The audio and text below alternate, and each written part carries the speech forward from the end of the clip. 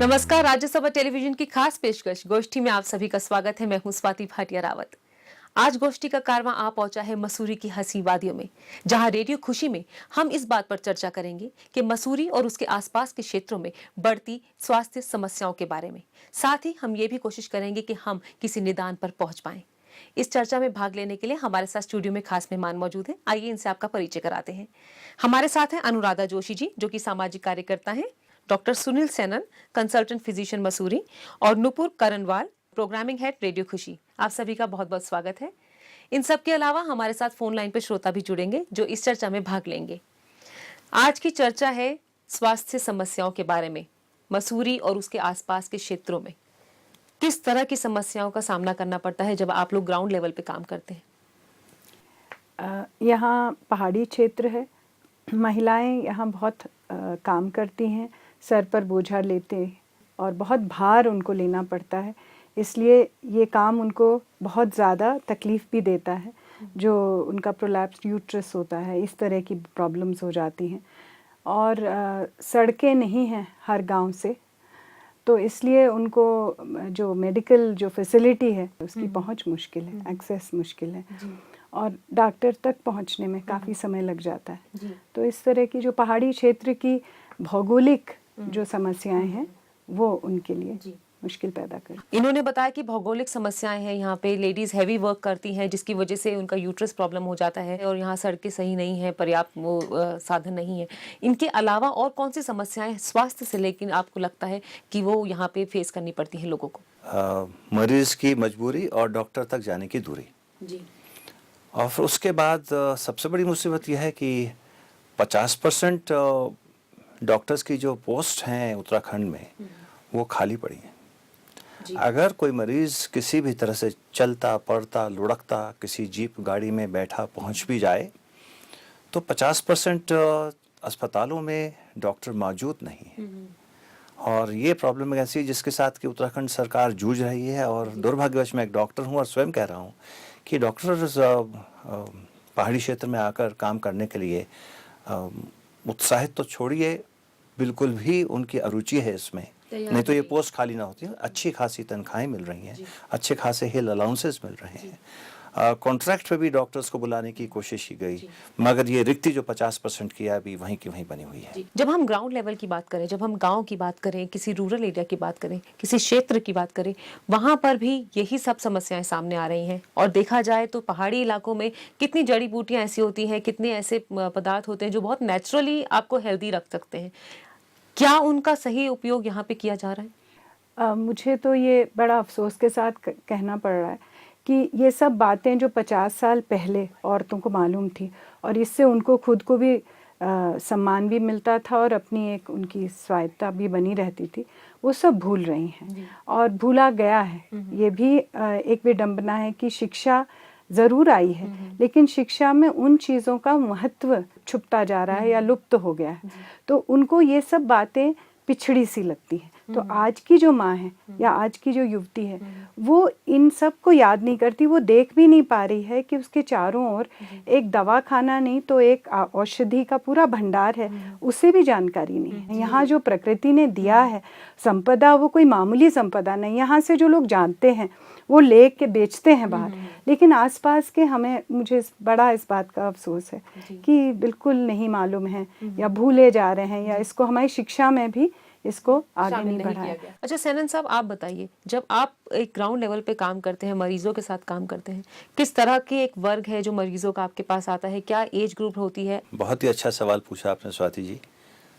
मैं मसूरी में प्रैक्टिस करता हूं और हफ्ते में 3 दिन ग्रामीण क्षेत्रों में इंटीरियर्स में जाकर अपनी वाइफ के साथ, वीनू के साथ मुफ्त मेडिकल केयर देता हूं, मेडिसिन शेयर करता हूं, उनकी बेस्ट पैथोलॉजी केयर होती है। मसूरी से 40 किलोमीटर अंदर हम जाते हैं फ्री मेडिकल केयर के लिए। मसूरी में 4 दिन जब हम प्रैक्टिस करते हैं तो मसूरी के नागरिक, मसूरी के आसपास के जितने भी गांव हैं, आसपास मतलब 50 और 100 किलोमीटर दूर तक के जो गांव हैं, उससे भी ज़्यादा दूर तक के लोग बसों में, गाड़ियों में, मोटरसाइकिलों पे, जीप में बैठकर मसूरी मुझे दिखाने आते हैं। उसमें 90% यंग बॉयज़ होते हैं या जेंटलमैन होते हैं, पुरुष वर्ग होता है। जब मैं गाँव जाता हूँ तो वहाँ पर 90% माताएं और बच्चे होते हैं। ये बिल्कुल साफ एक चीज़ को दिखा रहा है कि माँ और बच्चे जो हैं तिरस्कृत हैं। पैसा और अपनी हेल्थ की प्रायोरिटी मर्द के पास है, वह उसको खर्चने के लिए मसूरी आएगा, मुझे फीस दे के दिखाएगा, और माँ और बच्चा तिरस्कृत चुपचाप वहीं सुबकते रहते हैं। जब हम उनके दरवाजे और दहलीज तक पहुंच जाते हैं तो वहाँ पर मेजॉरिटी मदर्स एंड चिल्ड्रन होते हैं। कहने के लिए कि सब बराबरी आ गई, बिल्कुल भी नहीं है, कहीं भी नहीं है। और यदि हम वहाँ के किसी लेडी पेशेंट के लिए कहते हैं कि इसको आप, हमारे पास वहाँ एक्सरे की सुविधा नहीं कि आप एक्सरे के लिए मसूरी आ जाइए, तो कितनी बार प्रताड़ना करनी पड़ती है, कितनी बार उनको कोसना पड़ता है कि क्यों नहीं आप अपने घरवाली को या माता को इस काम के लिए मसूरी ला रहे हैं। ये ज़रूरी है मेरे लिए एक निर्णय लेने का कि टीबी है कि नहीं, कितनी है। अर्ली ट्यूबरकुलोसिस स्टेथोस्कोप से मालूम नहीं चलती और दिक्कत से काम हो सकता है। और जब मसूरी वो लोग आते हैं ना, आप कोई भी जांच बोलिए, वो फटाफट अपनी करवाते हैं और अपना भला देखते हैं। तो मर्द होते हुए भी मुझको ये कहने में कोई कोताही नहीं बरतूंगा कि हम में एक सेल्फिशनेस है और हम अलग अलग दर्जे पे जी रहे हैं। आपको क्या लगता है किस तरह के केसेस सबसे ज्यादा इस टाइम सामने आ रहे हैं? उत्तराखंड में मसूरी हो चाहे ग्रामीण क्षेत्र हो, सबसे ज़्यादा कॉमन तकलीफ जो है वो रेस्पिरेटरी इन्फेक्शंस हैं। जी। चाहे छोटे बच्चे साफ नहीं रह पाते हैं, इसलिए उनके गले खराब हो जाते हैं, उनमें हाइजीनिक कंडीशंस के बारे में अवेयरनेस और ज्ञान नहीं है। तो हाथों को साफ रखने का, खाने को साफ रखने का जो ज्ञान है, अवेयरनेस है, वो व्यवहारिक रूप से बच्चों और माँ में कम है। इस वजह से बच्चों को रेस्पिरेटरी इन्फेक्शंस और पेट खराब होने की बीमारी बहुत होती है। क्रॉनिक ब्रोंकाइटिस, दमे की शिकायत, ट्यूबरकुलोसिस बड़ों में बहुत ज़्यादा है। इसके अलावा एक चिंताग्रस्त मनोस्थिति, एंग्शियस माइंडसेट, यहाँ अधिकांश लोगों का गांव में होता है। किसी न किसी चीज़ से वो ज़रूरत से ज़्यादा एंग्शियस होते हैं। तो एंग्जाइटी, हरी वरी एंड करी, जिस टाइप का आप खाना खा रहे हैं, जिस प्रकार के काम की जल्दबाजी आप में है, और जो आपकी मनस्थिति है, जो आपका खान पीन है, इन सब चीज़ों की वजह से हाइपर एसिडिटी, एपिगैस्ट्रिक पेन, पेट में जलन, ज़्यादा तेज़ाब, खट्टा पानी आना, ये बहुत कॉमन है। जी जी, यहाँ हम रुकते हैं। हमारे साथ एक कॉलर जुड़ गए हैं। Hello hello. जी। जी मैं हिमांशु बोल रहा हूँ उत्तराखंड से। जी हिमांशु, अपना सवाल पूछिए। जी मेरा सवाल ये है कि हमारे पहाड़ी क्षेत्रों में खाने पीने का सामान यानी कि जो कच्चा माल मिलता है उसमें देखा जाता है कि मिलावट बहुत है और इस वजह से बीमारियां बहुत हो रही हैं हमारे उत्तराखंड में। तो सरकार इस तरफ क्या कदम उठा रही है? जी, उनको लगता है एडल्ट्रेटेड फूड यहाँ पर आता है। एक तो बताइए कि किस तरह की बीमारियां होती हैं मिलावट का खाना खाने से, इससे किस तरह से निदान पाया जा सके? देखिए, एडल्ट्रेशन सिर्फ उत्तराखंड में ही नहीं हो रहा, ये तो हम लोगों की मानसिकता एडल्ट्रेटेड है। जब हमारी सोच और हमारे जीवन के नैतिक मूल्यों में इतनी मिलावट है कि उसमें गिरावट है, तो वो सब जगह दिखेगी और खाने में भी दिख रही है। ज़्यादा एडल्ट्रेशन तो दूध और दूध से बनने वाली मिठाइयों में होगा। और इन सब से ये सारे जितने भी आर्टिफिशियल कलर्स हैं और फूड सब्सटेंसेस हैं, इनसे टॉक्सिन्स बॉडी में इकट्ठा होते हैं और खून को नुकसान पहुंच सकता है, गुर्दे और किडनीज को नुकसान पहुंच सकता है। सरकार आज क्या कर सकती है, मुझे बहुत शक है। I am sorry to say that, क्योंकि पहाड़ों तक सरकार और उनके जो वर्कर्स हैं, कर्मचारी हैं, चाहे वो सैनिटरी इंस्पेक्टर्स हों, सैंपल भरने की बात हो, बिना प्रताड़ना के कोई मानता नहीं। जी जी, एक कॉलर और हमारे साथ जुड़ गए हैं। हेलो हेलो जी। मैम मैं राहुल बोल रहा हूँ। जी राहुल, अपना सवाल पूछिए। मैम मैं एक क्वेश्चन पूछना चाहता था आपसे कि जैसे गांव में हॉस्पिटल तो खुल गए हैं, बट मुझे कहीं ना कहीं ये लगता है कि जो गांव में रोडें हैं उनकी बहुत बड़ी समस्या है। तो रोडों के ना होने से जो मरीज होता है उसे अस्पताल तक पहुंचाने में बड़ी देर हो जाती है, जिससे उसकी जान पर बनी रहती है। जी। तो मैम आपको लगता है कि सरकार को इस और ध्यान देना चाहिए कनेक्टिविटी की तरफ? जी, क्या लगता है कितनी हद तक ये दिक्कत यहाँ पे है और किस तरह से इसका सोल्यूशन है? दिक्कत बहुत ज़्यादा है, लेकिन एक पॉजिटिव चीज़ भी मैं यहाँ कहना चाहूँगी सरकार को लेके कि 108 की एक सेवा है उत्तराखंड में जो शुरू की गई है, जिसकी वैन्स भी हैं और टीरी लेक में राधा मेरे ख्याल से एक मोटर बोट भी है। और प्लस जो गांव जो जैसे कि इन्होंने बोला है कि गांव से सड़कें नहीं जुड़ी हैं, उनको वहाँ से लाना, वहाँ से अब रोड तक पहुँचाना एक अलग समस्या है। तो उसके लिए भी 108 ने एक समाधान निकाला, डोली बनाई, जिसमें कि उन लोगों को, मरीज को प्रॉपर्ली रख के और डोली के द्वारा रोड तक पहुंचाया जाए। और फिर वहां से 108 की जो वैन है जिसमें कि सारी मेडिकल फैसिलिटीज काफ़ी हद तक है। जी, इस पर हम और चर्चा करेंगे। वक्त है एक छोटे से ब्रेक का। ब्रेक के बाद जल्द हाजिर होते हैं। देखते रहिए गोष्ठी।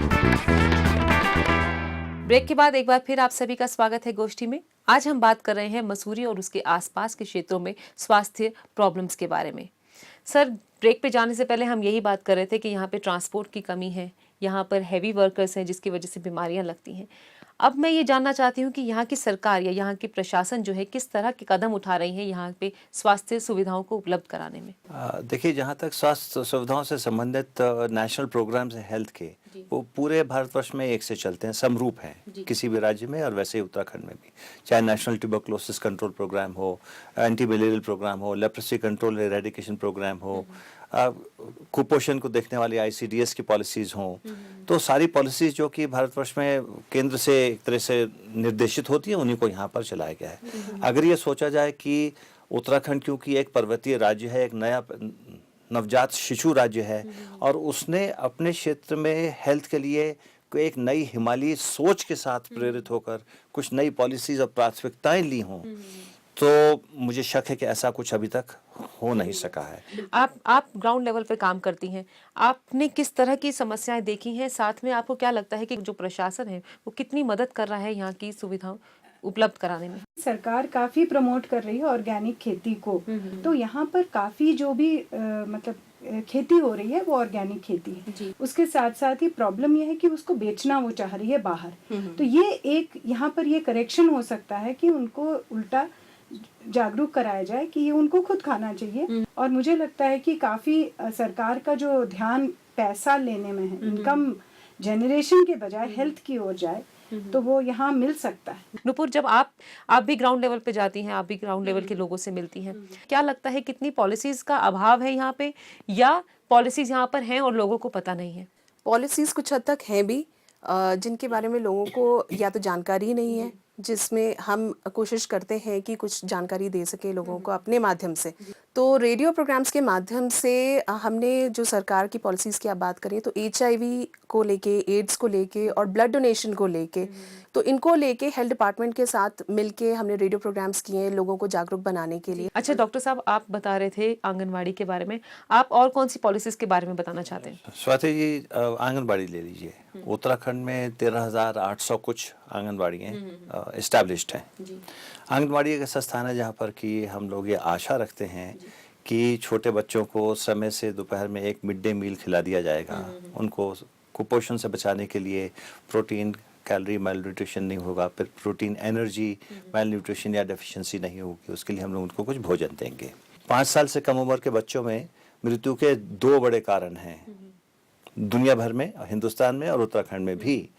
एक है कुपोषण और दूसरा है रिपीटेड इन्फेक्शंस, रेस्पिरेटरी इन्फेक्शन और गैस्ट्रोइंटेस्टाइनल इन्फेक्शंस। ये मोर्टालिटी का सबसे बड़े रीज़न है। हिंदुस्तान में हर मिनट में 5 बच्चों की मृत्यु हो रही है केवल कुपोषण और इन्फेक्शन की वजह से। दुनिया में सबसे ज़्यादा कुपोषित बच्चों की संख्या भारतवर्ष में है। हम लोगों के पास करीब 13 लाख बच्चे पॉपुलेशन है उत्तराखंड में। उसमें जब बच्चे पैदा हो रहे हैं तो पैदा होते ही पहले 1 घंटे में माँ के स्तन से दूध पिलाना, फर्स्ट आवर ब्रेस्ट फीडिंग, सरकारी आंकड़े कहते हैं कि 33% से अधिक नहीं है। और फर्स्ट आवर ब्रेस्ट फीडिंग ना होने से बच्चे को सारी बीमारियां होनी शुरू हो जाती हैं। माँ भी है, स्तन भी, दूध भी, बच्चा भी, मगर इस बारे में उनके पास अवेयरनेस नहीं पहुंच पा रही। कुपोषण होता है पहले 2 साल में, पैदा होने के समय से लेकर पहले 2 साल में। उस समय में कौन सी सरकारी संस्था, कौन सी सरकारी प्राथमिकता, कौन सी सरकारी नीति बच्चों के घर में पहले 2 साल तक के बच्चों तक कुछ पोषण पहुंचाने के लिए है? पूरे हिंदुस्तान में नहीं है, ना उत्तराखंड में। जी, मैं यहाँ आपको रोकना चाहूंगी, हमारे साथ एक कॉलर जुड़ गए हैं। हेलो। हेलो जी मैम, दिस इज आशीष। जी आशीष, अपना सवाल पूछिए। मैम, मैं ये पूछना चाह रहा था कि सरकार आजकल विभिन्न प्रकार की योजनाएं निकाल रही है, लेकिन उन योजनाओं की जानकारी गांव के लोगों तक नहीं पहुंच पाती। तो सरकार को ये नहीं सोचना चाहिए कि इन योजनाओं के बारे में लोगों तक जानकारी पहुंचाई जाए, ताकि लोगों को इन योजनाओं के बारे में पता चल पाए? जी, आशीष का सवाल है कि सरकार सुविधाएं दे रही है, पॉलिसीज निकाल रही है, लेकिन उसकी जानकारी लोगों तक नहीं पहुंच रही।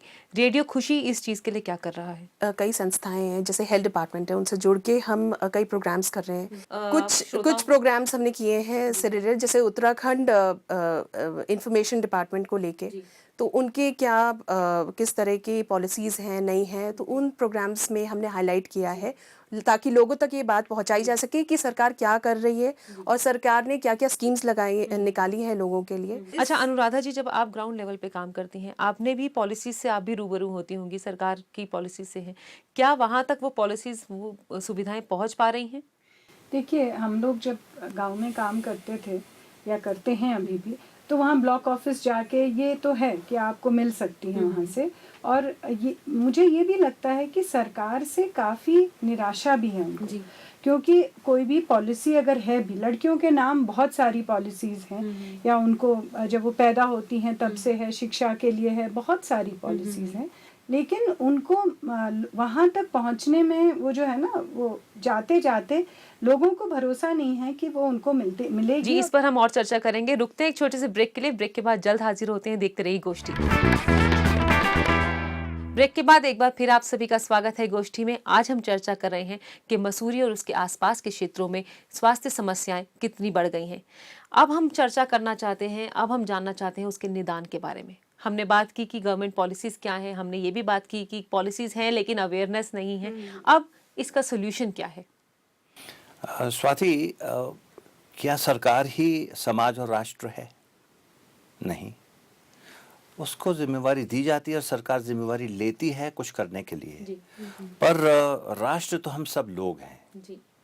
अब इसके 3 एलिमेंट्स हैं। हम सब लोग सरकार के पीछे अपना रोना रोते रहते हैं, सरकार नहीं कर रही, सरकार नहीं कर रही, नहीं कर पा रही, बहुत सारे कारण हैं।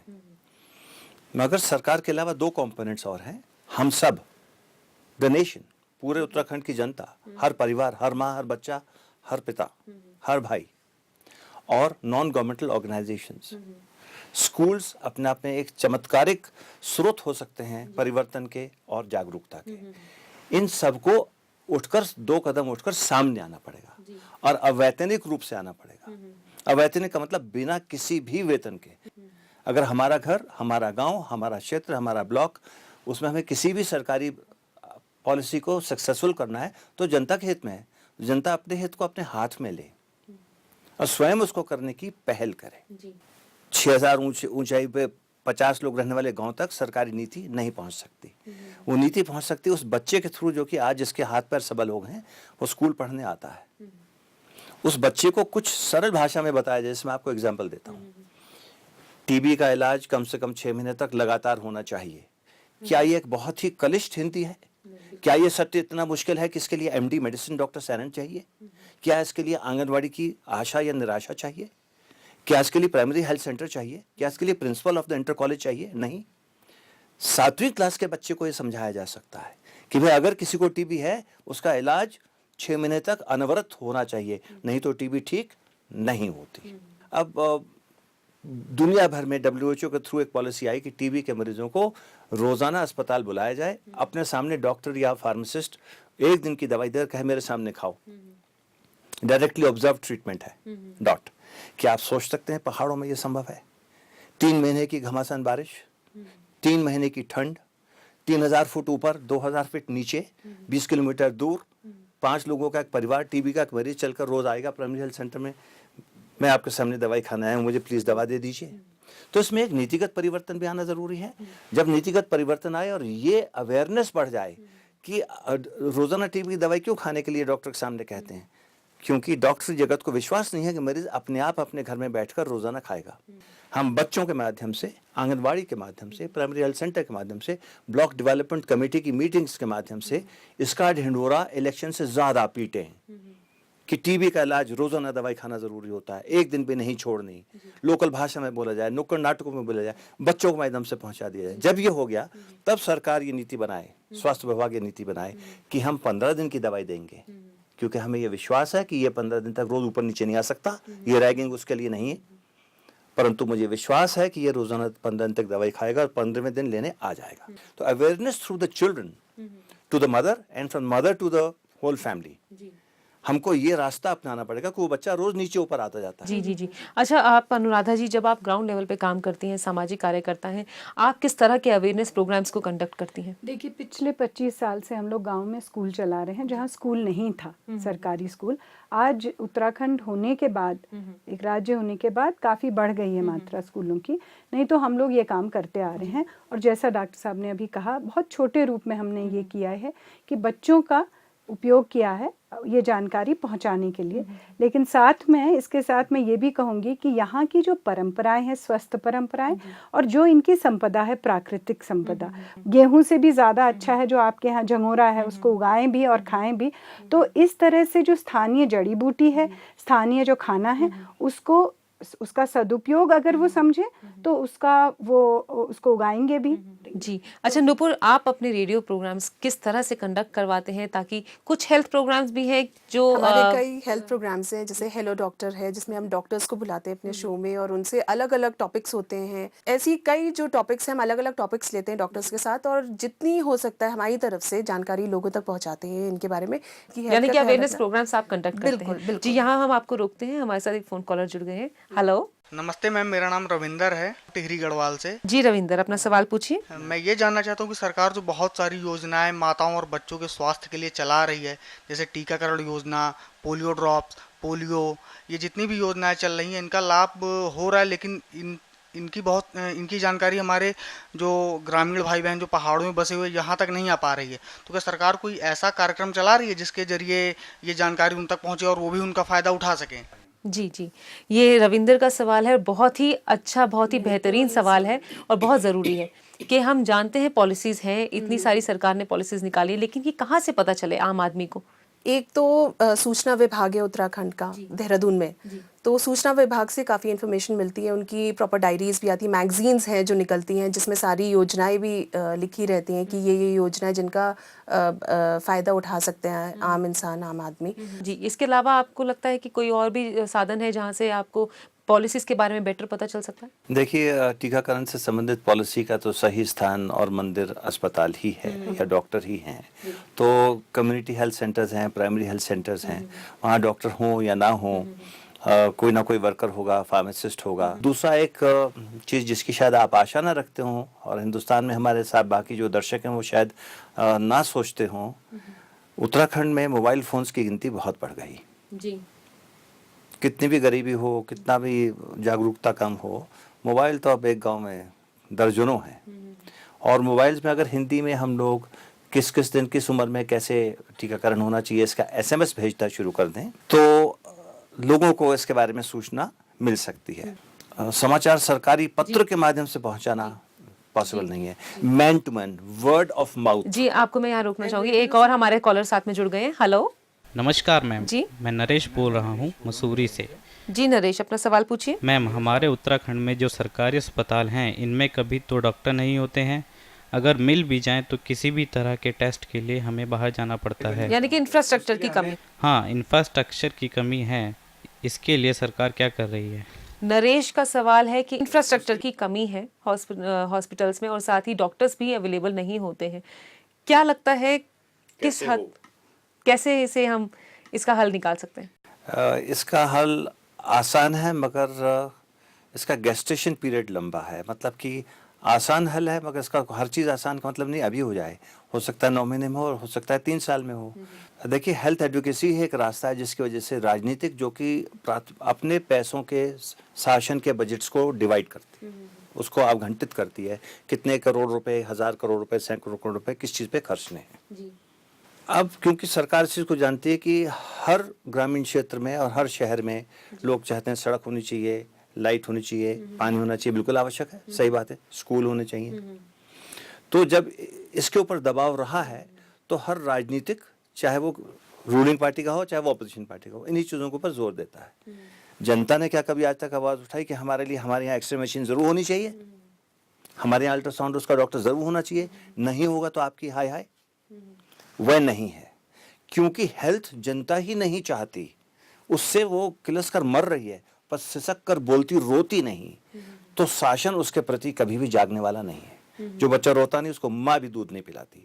शासन तो माँ नहीं है, वह हम लोगों के आवाज़ के हिसाब से ही निर्देशित होती है। तो हेल्थ एडवोकेसी के माध्यम से हर क्षेत्र में, हर ग्रामीण ब्लॉक में वहाँ की हेल्थ रिक्वायरमेंट्स क्या हैं और क्या नहीं हैं, यदि इसको एक शिष्ट प्रजातांत्रिक तरीके से उठाया जाए और उसके पीछे पड़ा जाए साल, 2 साल, 3 साल तक, निश्चित रूप से सरकार के कान में जूं रेंग जाएगी। जी, मैं आपको यहीं रोकना चाहूंगी। बहुत बहुत धन्यवाद हमसे बात करने के लिए, समय का अभाव है हमारे पास। तो आज की चर्चा में यही बात सामने आई है कि गवर्नमेंट की पॉलिसीज हैं लेकिन वो लोगों तक नहीं पहुंच पा रही है, जागरूकता की कमी है।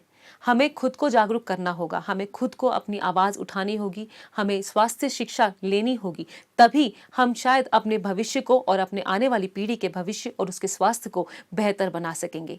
तो आज की गोष्ठी में बस इतना ही। अगले हफ्ते फिर मुलाकात करेंगे किसी नए मुद्दे के साथ। तब तक के लिए हमें दीजिए इजाज़त और देखते रहिए राज्यसभा टेलीविजन। नमस्कार।